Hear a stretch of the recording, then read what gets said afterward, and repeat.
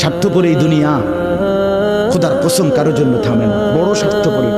হ্যাঁ, যেদিন বাপের জানাজা পড়ে, যেদিন বাপের লাশ কবরে দাফন করে, সেদিনও বংশধর সন্তান ছেলে মেয়ে ঘন্টাখানিক 2-4 ঘন্টা কাইন্দা কাটটা হইল, রাতের বেলা ঠিকই ভাত খায়।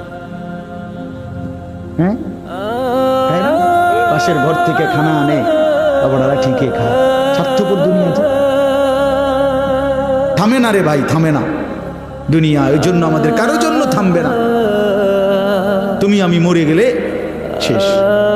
আবারও বলছি এই কথা, আমি মরে গেলে এরপরে পৃথিবী যত আধুনিকে হোক না কেন, আমার কি কথা বুঝছেননি?